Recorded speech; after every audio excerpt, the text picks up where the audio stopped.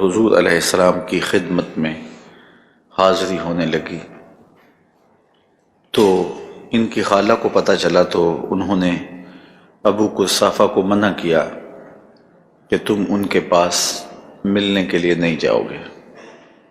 واقعہ طویل ہے، پھر وہ رہ نہ سکے اور ان کی محبت سے مجبور ہو کر کے ان کو بھی حضور کی زیارت کے لیے آنا پڑا۔ ابو قصافہ نے کہا کہ مجھے روک دینا، لیکن میری گزارش یہ ہے کہ ایک بار تم بھی دیکھ لو، پھر تم کہو گے تو میں نہیں جاؤں گا۔ انہوں نے کہا ٹھیک ہے۔ تو ابو قصافہ اپنی والدہ اور اپنی خالہ کو لے کے حضور کے پاس گئے۔ تو حضور کی زیارت کے بعد جب واپس پلٹے تو ابو قصافہ کی آرزو یہ تھی کہ اب میں دیکھوں کہ میری ماں اور میری خالہ حضور کے بارے میں کیا کہتے ہیں۔ کوئی کسی کو کہیں لے کے جائے اور اس کی آرزو ہو کہ یہ شخص میرے شیخ کا، میرے استاد کا، میرے قائد کا گرویدہ ہو جائے اور اسے یقین ہو کہ میرا قائد، میرا لیڈر، میرا رہنما، میرا ہادی اتنا دل آویز ہے کہ یہ اس کے سحر سے بچ نہیں پائے گا۔ تو جب وہ کوئی ایسے شوق سے کسی کو لے کے جاتا ہے تو پھر وہ اسے دیکھ رہا ہوتا ہے اور جو لے کے گیا ہوتا ہے وہ اس دیکھنے والے کو دیکھ رہا ہوتا ہے کہ اس کے کیا تاثرات ہیں۔ تو ابو قصافہ اپنی ماں اور اپنی خالہ کو دیکھ رہے تھے کہ یہ حضور کے بارے میں کیا کہتے ہیں۔ تو ان کی ماں نے اور ان کی خالہ نے واپس چلتے ہوئے جو لفظ کہے وہ سنیے اور حضور علیہ السلام پہ درود پڑھیے۔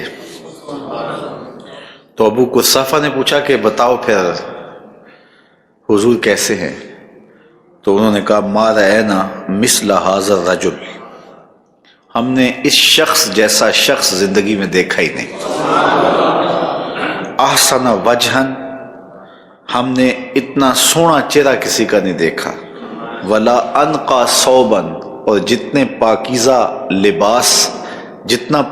لباس اس نے پہنا ہے ہم نے کسی کا ستھرا اور پاکیزہ لباس کسی کا نہیں دیکھا۔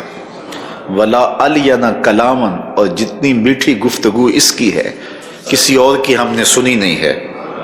اور اگلے لفظ سنیے جو ابو قصافہ کی خالہ نے کہے، ابو قصافہ کی ماں نے کہے وَرَأَيْنَا كَالنُّورِ يَخْرُجُ مِنْ فِيهِ، کہا ابو قصافہ کیا بتائیں، جب وہ بولتا تھا تو اس کے منہ سے نور نکلتا تھا۔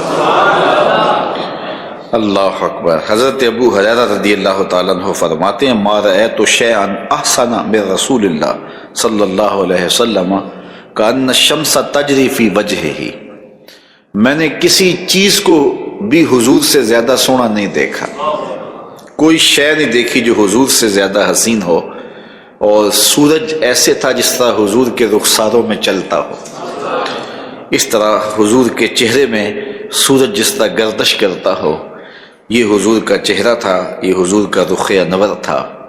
یہ نہیں کہا کہ میں نے حضور جیسا کوئی انسان نہیں دیکھا، کہا حضور جیسی میں نے کوئی شے بھی نہیں دیکھی۔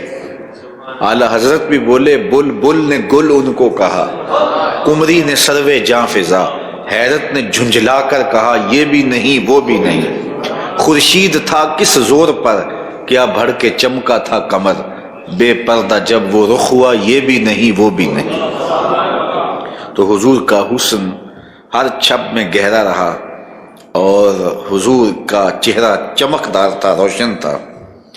حضرت کعب بن مالک رضی اللہ تعالیٰ عنہ روایت کرتے ہیں کان رسول اللہ صلی اللہ علیہ وسلم اذا سر استنار وجہہ حتی کأنہ قطعۃ من القمر، کہتے ہیں کہ جب حضور مسکراتے تھے تو حضور کے چہرے سے نور نکلتا تھا، ایسے لگتا تھا جس طرح چاند کا ٹکڑا ہوتا ہے۔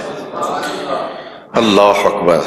حضرت برا بن عازب رضی اللہ تعالیٰ عنہ جلیل القدر صحابی ہیں، ذرا ان سے بھی سنیے کہ یہ حضور کے حسن کے بارے کیا کہتے ہیں۔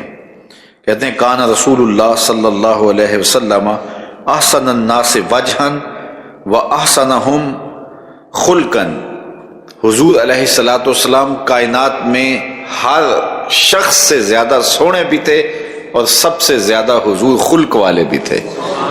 نہ حضور کی صورت جیسی صورت کسی کی تھی، نہ حضور کی سیرت جیسی سیرت کسی کی تھی۔ ان کی صورت بھی لاجواب تھی، ان کی سیرت بھی لاجواب تھی۔ حضرت انس رضی اللہ تعالی عنہ خادم رسول صلی اللہ علیہ وآلہ وسلم فرماتے ہیں کان رسول اللہ صلی اللہ علیہ وسلم اظہر اللون، حضور علیہ الصلوۃ والسلام کا رنگ چمکدار تھا۔ اظہر ایسے رنگ کو کہتے ہیں، وہ سفید رنگ جس رنگ میں سرخی کی آمیزش ہو۔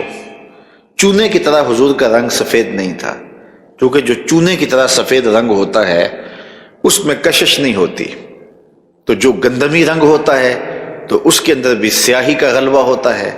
تو حضور کا رنگ ازہر تھا، اس کا معنی چمکدار بھی ہے، اور علماء نے اس کا معنی یہ کیا ہے وہ سفید جس میں سرخی کی آمیزش ہو۔ تو سرخ و سفید رنگ تھا حضور کا، اور جو حضور کو دیکھتا پھر وہ دیکھتا ہی چلا جاتا۔ جنہوں نے حضور علیہ السلام کے چہرہ انور کے حسن کو بیان کرتے ہوئے ابیض کا لفظ استعمال کیا، جس طرح کہ پیچھے حضرت ابو ہریرہ سے مروی روایت گزری ہے، ابیض الخدین کے لفظ گزرے ہیں، تو انہوں نے ابیض اس معنی میں استعمال کیا ہے کہ سفیدی کا غلبہ تھا۔ تو باقی حضور کا رنگ ازہر تھا، چمکدار تھا، اور اس میں سفیدی کے ساتھ آمیزش تھی سرخی کی۔ سرخی اور سفیدی کا امتزاج تھا حضور کا چہرہ۔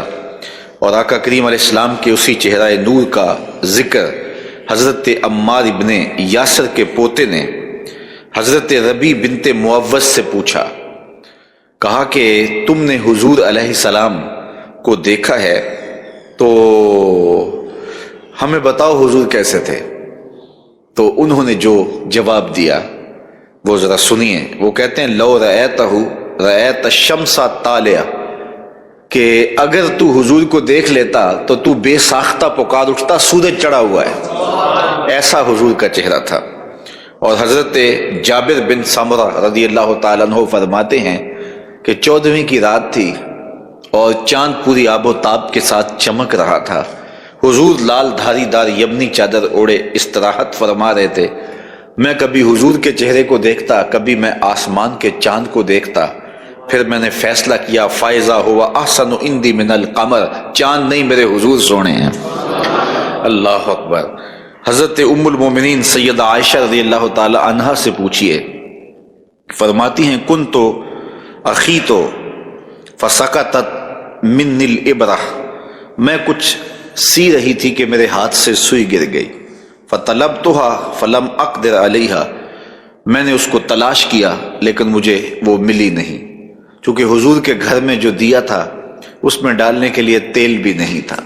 مالک کونین ہیں گو پاس کچھ رکھتے نہیں، دو جہاں کی نعمتیں ہیں ان کے خالی ہاتھ میں۔ تو کہا کہ میں ڈھونڈا سوئی نہیں ملی، فداخل رسول اللہ صلی اللہ علیہ وسلم، اتنے میں حضور تشریف لے آئے۔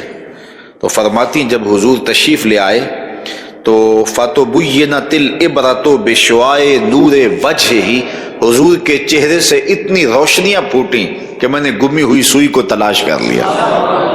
فَأَخْبَرْتُهُ، مجھے سوئی مل گئی۔ تو سوزنیں گم شدہ ملتی ہے تبسم سے تیرے،